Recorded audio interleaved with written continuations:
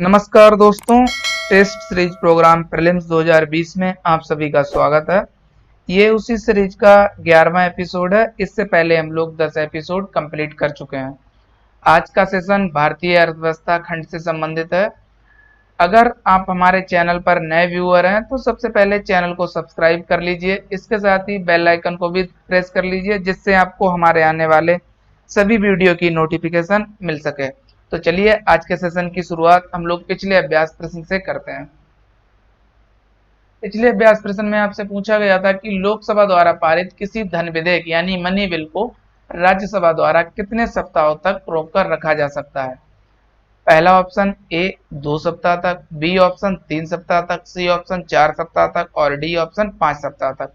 इसका सही जवाब जो है ए ऑप्शन यानी 2 सप्ताह तक, अर्थात 14 दिन तक राज्यसभा मनी बिल को रोक कर रख सकती है। इसके बाद अगर पारित नहीं कर सकती है तो उसे लोकसभा द्वारा पारित मान लिया जाएगा। आपको याद रखना है। दो बातें आपको मनी बिल के संदर्भ में और याद रखनी है जो प्रीलिम्स पॉइंट ऑफ व्यू से महत्वपूर्ण है। पहली बात, इससे केवल लोकसभा में ही प्रस्तुत किया जा सकता है।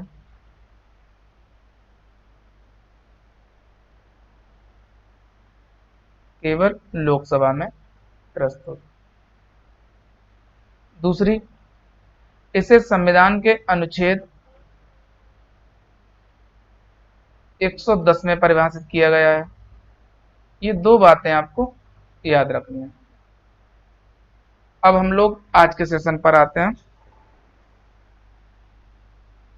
आज के सेशन का पहला सवाल है, निम्नलिखित पर विचार कीजिए। नंबर 1 सुपारी, नंबर 2 जौ, नंबर 3 कॉफी, नंबर 4 रागी, नंबर 5 मूंगफली, नंबर 6 तिल और नंबर 7 हल्दी। अब आपको उपयुक्त में से किन के न्यूनतम समर्थन मूल्य यानी मिनिमम सपोर्ट प्राइस की घोषणा आर्थिक मामलों की कैबिनेट समिति करती है बताना है। पहला ऑप्शन है केवल 1, 2, 3 और 7। दूसरा ऑप्शन है केवल 2, 4, 5 और 6। तीसरा ऑप्शन है यानी सी 1, 3, 4, 5 और 6। डी ऑप्शन है यानी अंतिम 1, 2, 3, 4, 5, 6 और 7। तो इसका सही जवाब जो है बी ऑप्शन। अब हम लोग देखते हैं क्यों बी ऑप्शन सही है। तो आपको पता ही होगा कि 23 फसलों के लिए जो आर्थिक मामलों की कैबिनेट समिति है वो न्यूनतम समर्थन मूल्य की घोषणा करती है। तो जिसमें कौन कौन सी फसलें नहीं है थोड़ा सा आपको याद रखना है। नंबर 1 में कॉफी नहीं है। दूसरा, सुपारी भी नहीं है। तीसरा, हल्दी भी नहीं है। अब देखिए आप, जब अगर कॉफी को ही आप देख लीजिए, अगर कॉफी नहीं है तो कॉफी तीसरे नंबर पे है। आप देख लीजिए अब ऑप्शन में मेथड ऑफ एलिमिनेशन की सहायता से कॉफी को आप हटाकर देख लीजिए। इसमें भी कॉफी है तो ये भी नहीं हो सकता, सी भी नहीं हो सकता, डी भी नहीं हो सकता क्योंकि इसमें भी कॉफी इंक्लूड है 3। तो बचा कौन सा, बी ऑप्शन।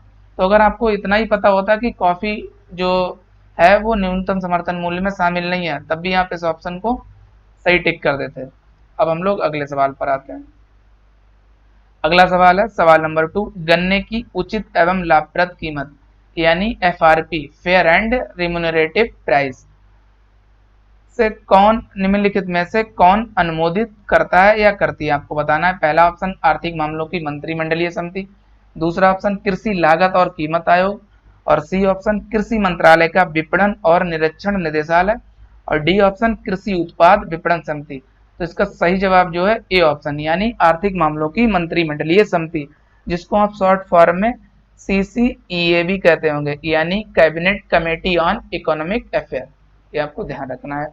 अब हम लोग अगले सवाल पर आते हैं।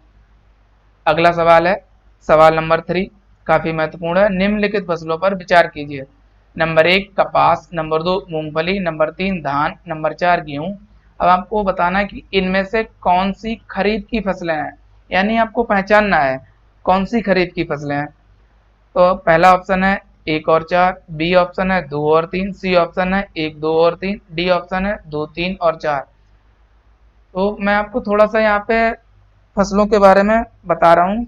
आपको पता ही होगा, जानकारी होगी, फसलों का पैटर्न 3 प्रकार का होता है। नंबर 1 रबी की फसलें।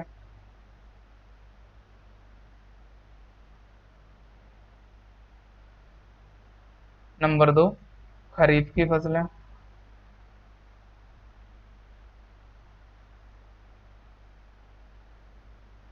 और नंबर 3 जायद की फसलें। आज मैं आपको एक ट्रिक दूंगा, इसके बाद आप खरीफ और रबी की फसलों में कंफ्यूज नहीं होंगे बिल्कुल भी, ना तो कोई सवाल गलत होगा आज के बाद। बस आप ये ट्रिक याद रखना, मैं यहाँ पे बता रहा हूँ आपको। जी सी एम सार, ये आप इसको ऐसे भी लिख सकते हैं, G2CM A2R। अगर आपको ऐसे लिखना है ऐसे लिख लीजिए, जैसे भी आपको याद रहे वैसे लिख लीजिए। सबसे पहली बात, ये ट्रिक रबी की फसलों के संदर्भ में है, ये आपको याद रखना है, क्योंकि रबी की फसलें कम है तो इसलिए आपको रबी की फसलें याद करने में दिक्कत नहीं होगी, इसलिए उसी की ट्रिक है, आप याद रख लीजिए। जैसे अब आपको क्या याद रखना है, पहली जी से क्या होगा, गेहूं, ठीक, दूसरी जी से जौ, और सी से चना, और एम से मटर, और एस से सरसों, और पहले ए से अलसी, दूसरे ए से आलू,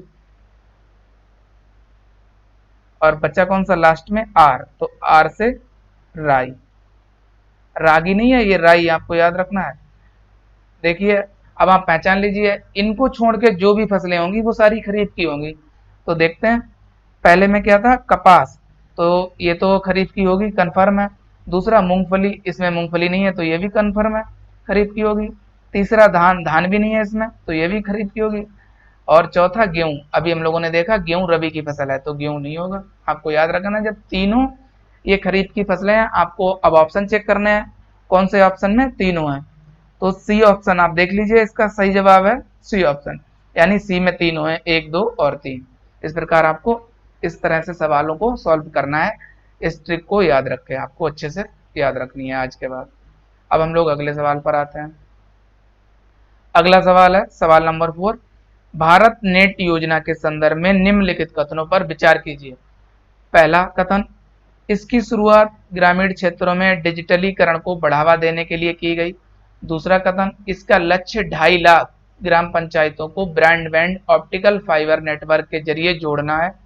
अब आपको उपयुक्त में से कौन सा से कथन सही है यह बताना है। पहला ऑप्शन केवल एक, दूसरा ऑप्शन केवल दो, और तीसरा ऑप्शन एक और दो दोनों, और डी ना तो एक और ना तो दो। तो इसका सही जवाब जो है सी ऑप्शन, यानी दोनों कथन सही हैं भारत नेट योजना के संदर्भ में। अब हम लोग अगले सवाल पर आते हैं। अगला सवाल है सवाल नंबर 5, मेगा फूड पार्क के संदर्भ में निम्नलिखित कथनों पर विचार कीजिए। पहला कथन, इसका मुख्य उद्देश्य किसानों, प्रसंस्करणकर्ताओं तथा खुदरा विक्रेताओं को एक साथ जोड़ना है। दूसरा कथन, ये बेहतर आपूर्ति श्रृंखला का प्रबंधन करके प्रतिगामी अग्रगामी एकीकरण के संबंध को सुनिश्चित करने में सहायक है। तीसरा कथन, मेगा फूड पार्क योजना की शुरुआत 2008 में हुई थी। अब आपको कूट की सहायता से सही विकल्प का चुनाव करना है। पहला केवल एक और दो, दूसरा केवल दो और तीन, तीसरा एक और तीन, और डी एक दो और तीन यानी सभी। तो इसका सही जवाब जो है डी ऑप्शन, यानी दिए हुए सारे कथन मेगा फूड पार्क योजना के संदर्भ में सत्य हैं। अब हम लोग अगले सवाल पर आते हैं। अगला सवाल है सवाल नंबर 6, निम्नलिखित में से कौन सा संगठन कृषि विपणन और कृषक अनुकूल सुधार सूचकांक जारी करता है, आपको बताना है। पहला ऑप्शन नीति आयोग, दूसरा खाद्य प्रसंस्करण उद्योग, और तीसरा सी ऑप्शन कृषि सहकारिता एवं किसान कल्याण मंत्रालय विभाग, और डी कृषि लागत और मूल्य आयोग। अब इसका सही जो जवाब है ए ऑप्शन, यानी नीति आयोग इसे जारी करता है, आपको ध्यान रखना है। अब हम लोग अगले सवाल पर आते हैं। अगला सवाल है सवाल नंबर 7, शून्य बजट प्राकृतिक खेती यानी जीरो बजट नेचुरल फार्मिंग के संदर्भ में निम्नलिखित कथनों पर विचार कीजिए। पहला, भारत में सर्वप्रथम कर्नाटक में यह कृषि आंदोलन के रूप में विकसित हुई। दूसरा कथन, ये ऐसी कृषि विधियों का एक समूह है जिसमें कृषि के लिए शून्य क्रेडिट अथवा केवल रासायनिक उर्वरक का उपयोग करना शामिल है। अब आपको उपयुक्त कथनों में से कौन सा से सही है यह है बताना है। पहला, केवल एक, दूसरा केवल दो, और तीसरा एक और दो, डी ना तो एक और ना तो दो। तो इसका सही जवाब जो है ए ऑप्शन, यानी भारत में सर्वप्रथम कर्नाटक में यह एक कृषि आंदोलन के रूप में विकसित हुई, ये सही है। दूसरा, ये कृषि विधियों का एक समूह है जिसमें कृषि के लिए शून्य क्रेडिट तथा केवल रासायनिक उर्वरक, यही गलत है, केवल रासायनिक उर्वरक नहीं है, यहाँ पे उर्वरकों की बात ही नहीं है, क्योंकि उर्वरक में तो जैसे किसान है उनको इनपुट लागत लगानी पड़ती है, और इसमें बात की जा रही है शून्य बजट, यानी कोई भी लागत ना लगे।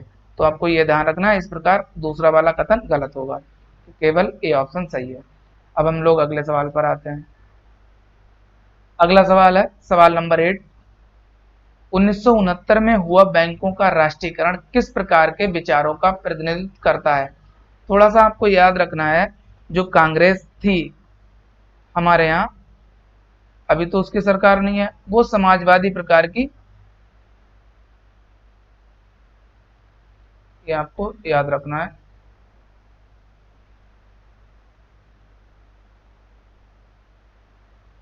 समाजवादी प्रकार की गवर्नमेंट, ठीक है। अब आपको ऑप्शन देखने हैं। पहला पूंजीवादी, दूसरा उदारवादी, और सी समाजवादी, और डी साम्यवादी, यानी कैपिटलिज्म, दूसरा लिबरलिज्म, और तीसरा सोशलिज्म, और डी कम्युनलिज्म। तो इसका सही जवाब जो है सी ऑप्शन। देखिए क्यों सही ऑप्शन है सी। आपको पता होगा कि श्रीमती इंदिरा गांधी द्वारा 1969 में 14 बैंकों का राष्ट्रीयकरण किया गया था। अब ये भी आपको पता होगा कि जो श्रीमती इंदिरा गांधी थी, वो जो सोशलिज्म की विचारधारा है, आइडियोलॉजी है, उससे प्रभावित थी। तो इस प्रकार इसका सही जवाब समाजवादी होगा, आपको याद रखना है। अब हम लोग अगले सवाल पर आते हैं। अगला सवाल है सवाल नंबर 9। बैंक रन से क्या तात्पर्य है? तो सबसे पहले ये बैंक रन है, इसका शाब्दिक अर्थ जान लीजिए आपको, जिससे आपको ऑप्शन चुनने में सहायता होगी। शाब्दिक अर्थ, लोगों द्वारा बैंकों से अधिक से अधिक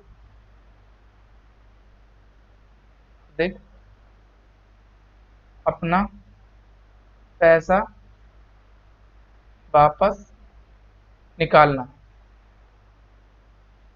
अब आप देखिए ऑप्शन को। पहला, तीव्र गति से वृद्धि करता वित्तीय तंत्र, बी धीमी गति से वृद्धि करता वित्तीय तंत्र, और सी संकट का सामना करता वित्तीय तंत्र, और डी उपयुक्त में से कोई नहीं।